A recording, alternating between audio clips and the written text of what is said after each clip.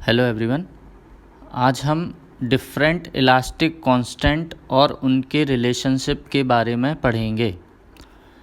तो सबसे पहले हम जान लेते हैं इलास्टिक कांस्टेंट क्या होते हैं। When a elastic body is subjected to stress a proportionate amount of strain is produce. This ratio of applied stress to strain generated will always be constant and is known as elastic constant. अगर कोई elastic body है जिसमें अपन load लगाते हैं और उसमें उस load के कारण स्ट्रेस डेवलप होती है, तो उसी स्ट्रेस के प्रोपोर्शनेट अमाउंट में स्ट्रेन डेवलप होगी और जो हमारा स्ट्रेस और स्ट्रेन का रेशो है वो हमेशा कांस्टेंट रहेगा। इसी को हम बोलते हैं इलास्टिक कांस्टेंट। इलास्टिक कांस्टेंट से हमें किसी भी बॉडी के इलास्टिक बिहेवियर का पता चलता है। तो अब हम आगे different type of elastic constant के बारे में पढ़ लेते हैं, जिसमें पहला है मेरा यंग्स मॉडुलस। इसको मैं ई से रिप्रेजेंट करूँगा और इसको मॉडुलस ऑफ इलास्टिसिटी भी बोलते हैं। तो मेरा ई बराबर होता है normal stress upon normal strain under uniaxial loading. अगर मेरी कोई एक बॉडी है जिसमें मैंने केवल एक एक्सिस के अलोंग लोड लगाया, तो इस लोड के कारण जो मेरा नॉर्मल स्ट्रेस जनरेट होगा और जो स्ट्रेन जनरेट होगी उसका रेशो कहलाता है यंग्स मॉडुलस ऑफ इलास्टिसिटी।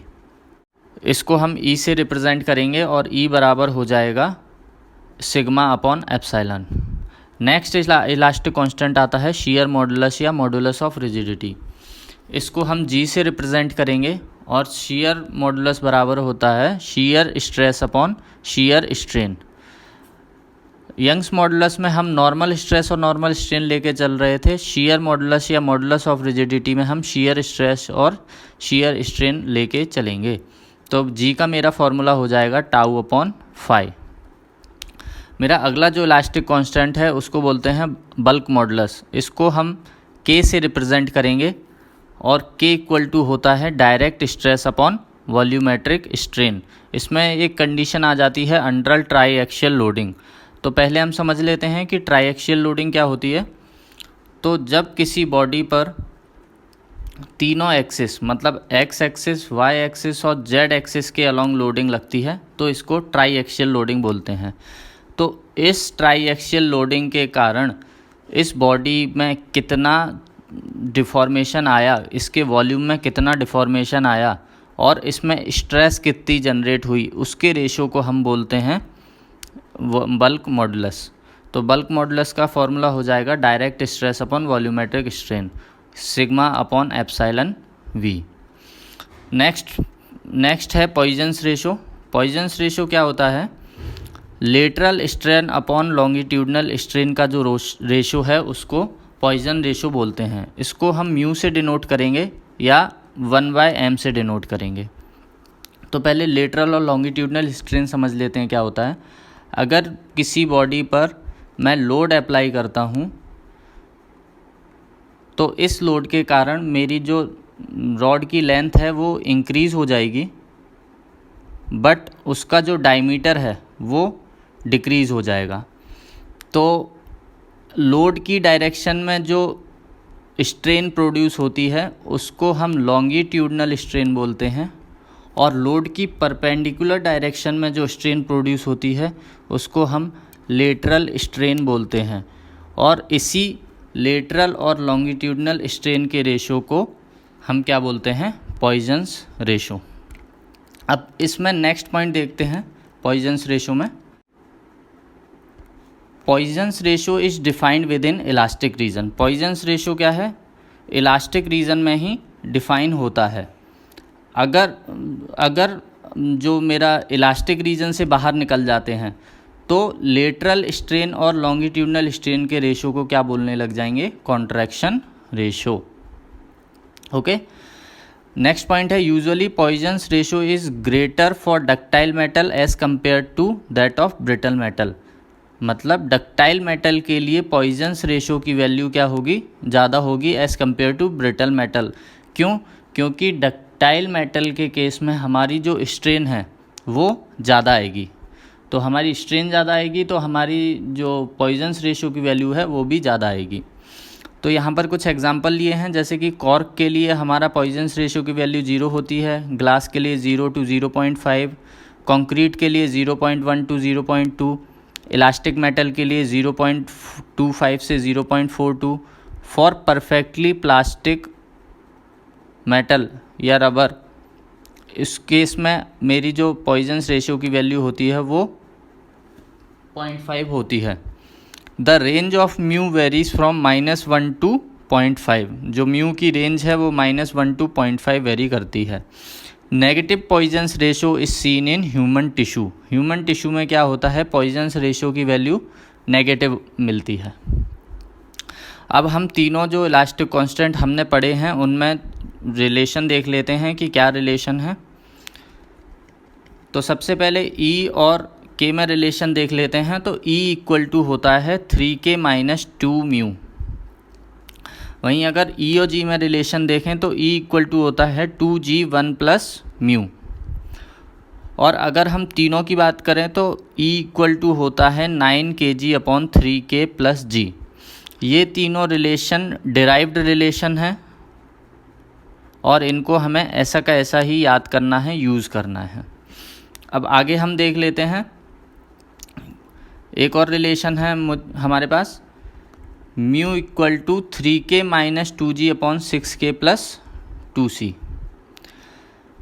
अगला पॉइंट देख लेते हैं, number of independent elastic constant. अब हम देखते हैं कि इलास्टिक कांस्टेंट कितने होते हैं, काय पे डिपेंड करेगा कि हमारा मटेरियल जो है वो किस टाइप का है। अगर हमारा मटेरियल आइसोट्रोपिक और होमोजीनियस है तो मेरे पास कितने इलास्टिक कांस्टेंट रहेंगे, 2। अगर मेरा मटेरियल ऑर्थोट्रोपिक है तो मेरे पास कितने इलास्टिक कांस्टेंट रहेंगे, 9। और मेरा मटेरियल अगर नॉन आइसोट्रोपिक है तो मेरे कितने इलास्टिक कांस्टेंट रहेंगे, 21। अब हम समझ लेते हैं कि आइसोट्रोपिक, होमोजीनियस और नॉन आइसोट्रोपिक मटेरियल क्या होते हैं। पहला है मेरा होमोजीनियस मटेरियल। होमोजीनियस मटेरियल का होता है material having uniform chemical composition and can not be separated into its constituent elements. मतलब जिस मेटल का केमिकल कंपोजिशन यूनिफॉर्म हो और उसको अलग अलग वो जिस एलिमेंट से मिलके बना है उस एलिमेंट में उसको तोड़ा ना जा सके, उसके एलिमेंट को अलग अलग ना किया जा सके, इस प्रकार के मटेरियल को बोलते हैं होमोजीनियस मटेरियल। नेक्स्ट है मेरा आइसोट्रोपिक मटेरियल। तो आइसोट्रोपिक मटेरियल का होता है material whose properties like density, refractive index, thermal and electrical conductivity do not vary with direction. मतलब किसी भी मटेरियल की जो प्रॉपर्टीज़ एक्स डायरेक्शन में है वही प्रॉपर्टीज़ वाई डायरेक्शन में होंगी और वही प्रॉपर्टीज़ जेड डायरेक्शन में होंगी। इस टाइप के मटेरियल को बोलेंगे हम आइसोट्रोपिक मटेरियल। आइसोट्रोपिक मटेरियल का एग्जांपल है ग्लास या कोई भी मेटल। तो जैसे हम अगर कोई मेटल को देख लेते हैं तो उसकी जो थर्मल इलेक्ट्रिक कंडक्टिविटी है वो हर डायरेक्शन में सेम रहती है। तो इस प्रकार के मेटल को हम बोलते हैं आइसोट्रोपिक। नेक्स्ट हम देख लेते हैं ऑर्थोट्रोपिक मटेरियल। तो ऑर्थोट्रोपिक मटेरियल क्या होता है, material whose properties like density, refractive index, thermal and electrical conductivity vary only with 3 perpendicular direction. मतलब अगर डायरेक्शन के अलॉन्ग मेरी प्रॉपर्टीज़ हैं वो चेंज हो जाती हैं, जैसे डायरेक्शन के अलॉन्ग डेंसिटी चेंज हो जाती है या उसकी थर्मल या इलेक्ट्रिकल कंडक्टिविटी चेंज हो जाती है, तो इस प्रकार के मटेरियल को बोलते हैं आइसोट्रोपिक। जैसे मैं एग्जांपल लेता हूँ वुड। तो लकड़ी जो होती है उसकी डेंसिटी हर डायरेक्शन में सेम नहीं रहती। तो ये किस टाइप का मटेरियल है, ऑर्थोट्रोपिक मटेरियल। नेक्स्ट है मेरा एन आइसोट्रोपिक मटेरियल। तो एन आइसोट्रोपिक मटेरियल क्या होता है, material whose properties like density, refractive index, thermal and electrical conductivity do not follow any regular trend. मतलब जिस मटेरियल की प्रॉपर्टीज़ किसी भी ट्रेंड को फॉलो नहीं करती, चाहे वो डायरेक्शन के फॉर्म में हो या कोई और ट्रेंड हो उसको फॉलो नहीं करती, तो उस प्रकार के मटेरियल को बोलते हैं हम एन आइसोट्रोपिक मटेरियल।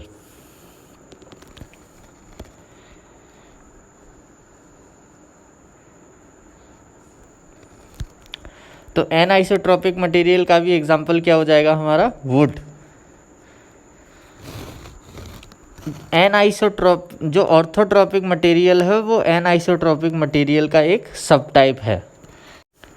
तो ये मेरा डायग्राम है जिसकी सहायता से हम आइसोट्रॉपिक और एन आइसोट्रॉपिक मटेरियल में कंपैरिजन देख लेते हैं।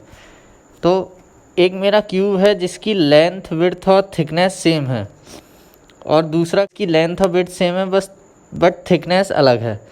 तो since the isotropic material has same length, width and thickness, it should have identical values of the property in all direction. मतलब आइसोट्रॉपिक मटेरियल वो मटेरियल होगा जिसकी लेंथ, विड्थ और थिकनेस तीनों सेम होंगी।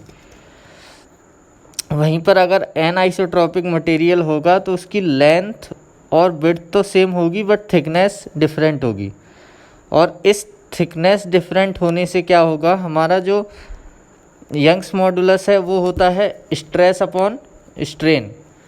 और अगर मेरी एक डायमेंशन चेंज हो जाएगी तो मेरी स्ट्रेन भी चेंज हो जाएगी, और स्ट्रेन चेंज हो जाएगी तो ई की वैल्यू भी चेंज हो जाएगी। और अगर ई की वैल्यू किसी डायरेक्शन में चेंज होती है तो वो मेरा किस टाइप का मटेरियल हो जाएगा, एन आइसोट्रॉपिक मटेरियल। तो इस डायग्राम से आपको क्लियर हो गया होगा आइसोट्रॉपिक और एन आइसोट्रॉपिक मटेरियल में डिफरेंस।